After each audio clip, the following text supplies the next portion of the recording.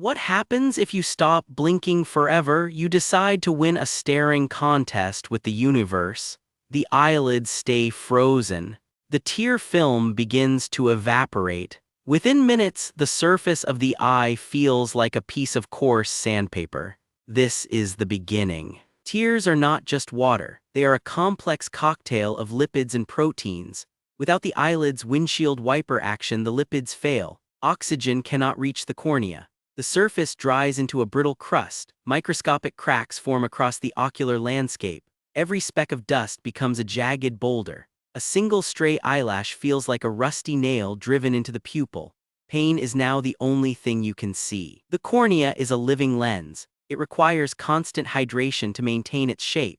As water vanishes, the cellular structure collapses. The cornea warps and yellows. This process is called xerophthalmia. It is usually a slow medical condition. Here it is an accelerated disaster. Light no longer bends correctly. The world becomes a blurry, distorted mess of colors. The nervous system screams in a perpetual state of emergency. The brain tries to ignore the signals. But the signals are too loud. Inflammation sets in. The eye turns a deep, angry red. Blood vessels leak into the stroma. You are now effectively blind, but you are still staring. The commitment to the bit is impressive. Most people would give up by now, but the rules state you cannot blink, not even once. The eyelids are locked in a permanent state of openness. The air continues its relentless assault. The biology of the eye is now a chemistry experiment. Deep dehydration transforms the organic tissue. Water is replaced by concentrated salts and proteins. The cornea thickens and hardens. It begins to resemble a piece of dried fruit. The proteins denature. The eye is no longer a flexible organ. It is becoming a biological mineral. Pressure builds behind the hardened shell. The vitreous humor, the gel inside the eye, starts to shrink. This creates a vacuum effect. The retina is pulled away from the back of the socket. Visual signals stop entirely.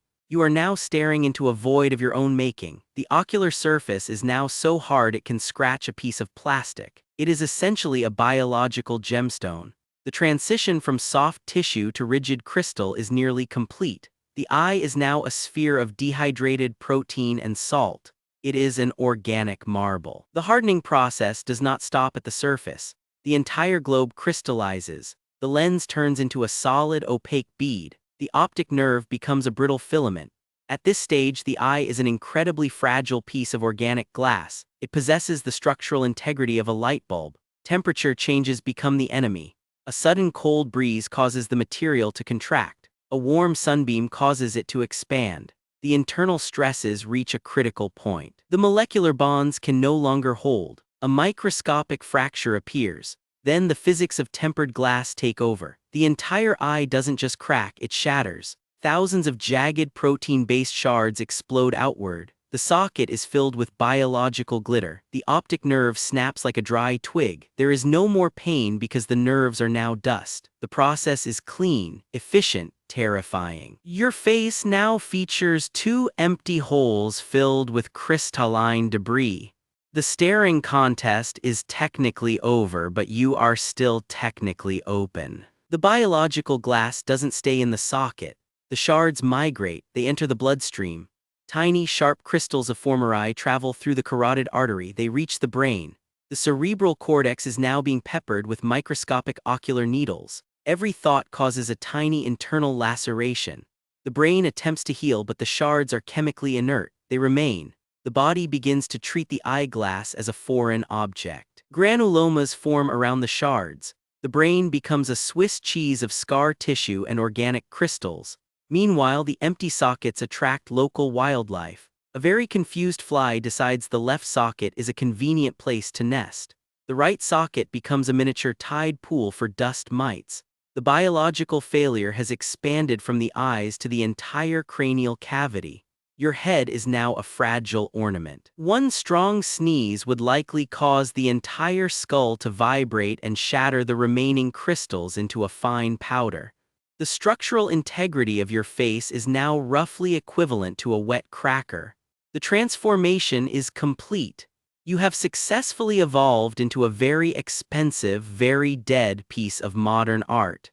The universe is unimpressed. The end result is a human being with glass eyes that actually shattered into their own brain. It is a masterclass in stubbornness. You didn't blink for months, you defied biology, you pushed the human body to its absolute limit. The result is a heap of crystalline remains and a very confused fly. The scientific community is fascinated by the specimen. They have never seen a brain with so many ocular shards. It is a medical miracle of sheer stupidity. However, the tragedy is not the death. It is the paperwork.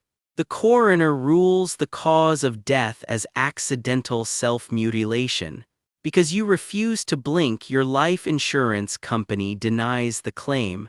They cite the clause regarding avoiding preventable biological disasters. You died for nothing. The insurance company keeps the money. You keep the glass brain.